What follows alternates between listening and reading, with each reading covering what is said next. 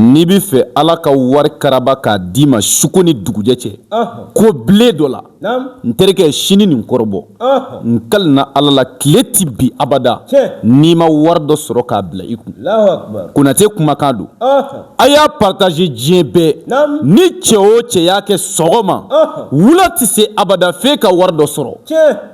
La ilaha illa anta subhanaka inni kuntu minaz zalimin. Allahu akbar. Ni ye kiraw ka duwawu di.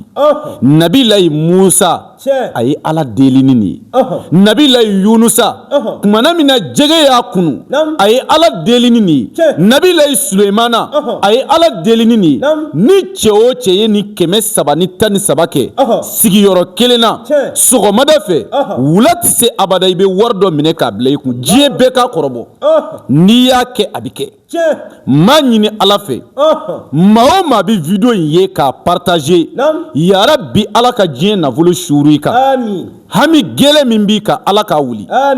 o la m'a ɲini kanuɲɔgɔn bɛɛ fɛ nin ye fantanya fura de ye quoi cɛ o cɛ muso o muso e bɛ fɛ Ala ka wari d'i ma fantanya ka n'i minɛ fiyewu dumɛ nin kan Konate kumakan don o kɔfɛ maa min mako bɛ diɲɛ nafolo la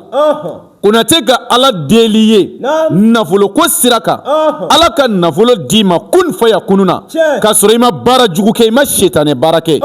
n terikɛ Iza wakati don diɲɛ kun fa kun dɔnnibaa bɛɛ bɛnn'a kan ko Iza wakati yɛrɛ de ye nafolo dalilu de ye kuranɛ kɔnɔ o la n'i mako b'ale la ne Konate t'i wari minɛ mɔgɔ la fo i ka baara ka jaabi sagajigi jɛma sanga na n'a ye ani tɔgɔ n'i ba tɔgɔ walima i ka saga wari ci numéro kelen in na plus 223 72 24 02 98 i ka saga wari ci numéro in na i k'i tɔgɔ ni ba tɔgɔ di i bi diɲɛ yɔrɔ yɔrɔ i bi jamana o jamana i bi dugu o dugu n kalina Ala la an bɛ Iza wakati baara ye Ala bi sɔn i bi nafolo sɔrɔ mɔgɔ dɔw y'u sen don k'u bolo don u ma nafolo sɔrɔ sabu banti ni nkalontigɛla ni tɔrɔmpɛri cɛyalen don mais Konate t'i nɛgɛ ne t'i janfa wallahi ne ti fɛn o fɛn dɔn ti kuma kan ne bi se fɛn o fɛn na ne bi kuma o kan hali ni diɲɛ bɛɛ b'a fɔ k'a maɲi sabu ne b'o de dɔn mais ne ti min dɔn ne da ti don la quoi